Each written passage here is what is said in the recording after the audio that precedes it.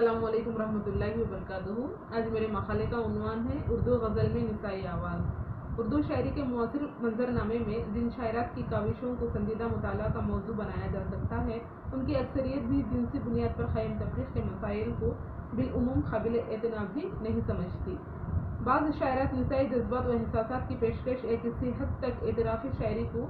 حدوں کو چھوتی ہوئی نظر آتی ہیں، اور معدود چند ایسے ہیں جن کی نظموں میں اپنی صورتحال سے بے اطمینانی، خطرے انحراف اور مساوی حقوق کی طلب کا واضح رجحان ملتا ہے۔ مثال کے طور پر شفیق فاطمہ شغرا دانشورانہ موضوعات، مذہبی اور روحانی محرکات سے دلچسپی اور گہری بصیرت کے سبب ایک ایسی شاعرہ کا تاثر قائم کرتی ہیں جن کے لیے جنسی بنیاد پر قائم معاشرہ کوئی قابل توجہ مسئلہ نہیں محسوس ہوتا۔ شفیق فاطمہ شغرا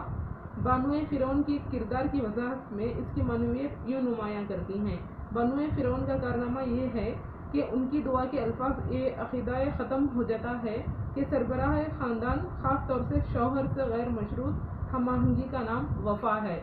اور عورت ایک ایسی مخلوق ہے جو اس وفا کی بنا پر باشرف ہے۔ فرعون جلال و جبروت کو ٹھکراتے ہوئے صرف آئلی نظام ہی نہیں بلکہ ناقصوں کے اہتمام، خشک و تر سے بھی غیر مشروط ہم آہنگی کے وفادارانہ عقیدہ کو وہ مسترد کرتی ہیں، جن کو آج ہزاروں برس پہلے مسترد کرنا جان کا زیاں تھا۔ اس حاشیے میں وہ سماجی نابرابری کی تحریکات کے ساتھ جنسی نابرابری کے عالمی تحریک کا بھی ذکر کرتی ہیں، اور اسے آزادی اظہار کی بوکھلاہٹ کا نام دیتی ہیں، اور وہ ان الفاظ میں اپنے موافق کی مزید وضاحت بھی کر دیتی ہیں۔ یہ ضروری نہیں کہ ان خیالات کی بنا پر میں 79 تحریک کی گردِ کارواں سمجھی جاؤں۔ سچ بات تو یہ ہے کہ اس تحریک کے رطب و یابس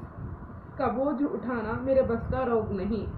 شاید یہ کہنے کی ضرورت نہیں کہ اپنی نظم کے بین السطور میں ایک نسائی امیج کو مثالی اور انحرافی قرار دینے کے باوجود شفیق فاطمہ آزادی اظہار کی ان سرحدوں کو چھونا نہیں چاہتی جہاں مذہبی قدغن سے سابقہ پڑنے کا اندیشہ ہو۔ کم و بیش یہی صورتحال شاعرات کی غزل گوئی کی ہے۔ غزل گو شاعرات کا عام رویہ تانیثی نقطۂ نظر کے اظہار کے برخلاف غزل کی مروجہ موضوعات سے دلچسپی اور جنسی تفریق پر قائم ثنویت سے صرف نظر کرنے کی صورت میں سامنے آیا ہے۔ غزل کا معشوق بوجہ اکثر بہت مبہم اور دینی اور انسانی معلوم ہوتا ہے، یعنی اس معشوقانہ صفات عام طور پر بہت بڑھا چڑھا کر بیان کیے جاتے ہیں، اس لیے اس میں انسان پن بہت کم نظر آتا ہے، اور اس کے باعث حالی کی طرح کے اخلاقی نقادوں اور ممتاز حسین یا کلیم الدین کی طرح غزل کی رسومیات سے بے خبر نقادوں کو شکایت کا موقع ہاتھ آتا ہے۔ لہٰذا بطور صنف سخن غزل کو مکمل اور وسیع بنانے میں بعض شاعرات نے اپنے عشق یا جذبات کو خوابناک محبوبیت کے ساتھ یا خود سپردگی کی شکل میں پیش کرنے کی کوشش ضرور کی ہے۔ کشور ناہید اور فہمیدہ ریاض کے غزلوں کے تسلسل طور پر پروین شاکر، رفیہ شبنم عابدی اور عشرت آفرین کے اشعار میں حسی اور جذباتی نسائیت کے عناصر ملتے ہیں، مگر چونکہ ان حسی اور جذباتی مسائل کو کبھی نابلغت سے وابستہ جذبات کا نام دیا گیا اور کبھی ان پر ناپختہ کار تجربہ کا الزام عائد کیا گیا، اس لیے تنقیدی دہشت گردی کی ہیبت نے اس رجحان کو بھی زیادہ پنپنے کا موقع نہیں دیا۔ حالانکہ حقیقت یہ ہے کہ عمر کا سچا تجربہ سچے اظہار سے کم آہنگ ہو سکتا ہے اور اپنے مخصوص تناظر میں جنون تخلیقی رویے کی حیثیت سے پہچانا جا سکتا ہے۔ اس لیے صرف نمونے کے طور پر یہ اشعار ملاحظہ کیجیے جو فکری دبیز لہروں کی نفی ہی نہیں کرتے بلکہ خوابناک نسائی اور احساس اور جذبے کی صداقت کی نمائندگی بھی کرتے ہیں۔ کشور ناہید کا یہ اشعار ملاحظہ کیجیے۔ دل میں ہے ملاقات کی خواہش کی دبی آگ، دل میں ہے ملاقات کی خواہش کی دبی آگ، مہندی کے ہاتھوں کو چھپا کر کہاں رکھوں، کچھ یوں ہی زرد زرد سی ناہید آج تھی، کچھ اوڑھنی کا رنگ بھی کھلتا ہوا نہ تھا۔ فہمیدہ ریاض کا شعر ملاحظہ ہو۔ وہ خواہش بوسہ بھی نہیں اب، وہ خواہش بوسہ بھی نہیں اب، حیرت سے ہونٹ کاٹتی ہوں۔ پروین شاکر کا یہ مشہور شعر ملاحظہ ہوں، میں سچ کہوں گی مگر پھر بھی ہار جاؤں گی،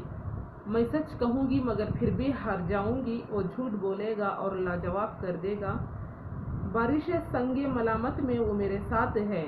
بارش سنگ ملامت میں وہ میرے ساتھ ہے، میں بھی بھیگوں وہ بھی پاگل بھیگتا ہے ساتھ ساتھ۔ پروین شاکر۔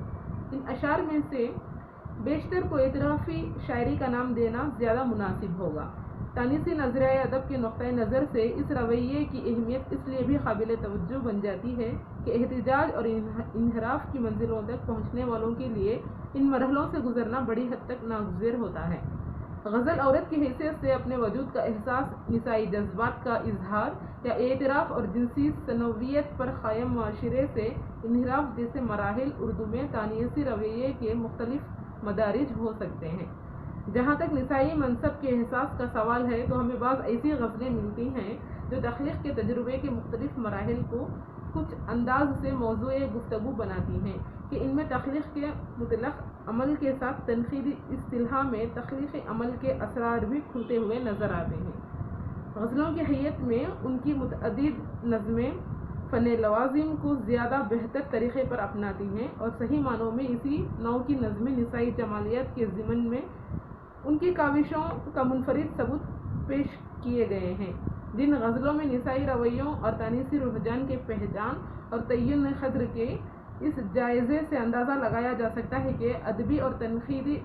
اظہار میں تانیسیت کی شمولیت کے بعد ادبی فکر و فن کے تناظر کے افق میں کیوں کر وسعت پیدا ہوئی ہے۔ اردو میں چونکہ تانیسی نظریے کو کسی قدر و رجحان کی صورت میں اپنے پنپنے کا موقع نہیں ملا، اس لیے انفرادی کوششوں کی اہمیت کے باوجود ابھی نسائی جمالیات کی تشکیل ہونا باقی ہے۔ ظاہر ہے کہ اس نسائی جمالیت میں تانیسی نقطۂ نظر کے ساتھ ادب کی تفہیم، حیت و مواد کے توازن اور تخلیقی فن پاروں کے تعین قدر کے مسائل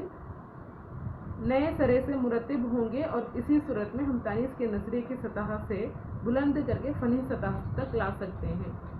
شکریہ۔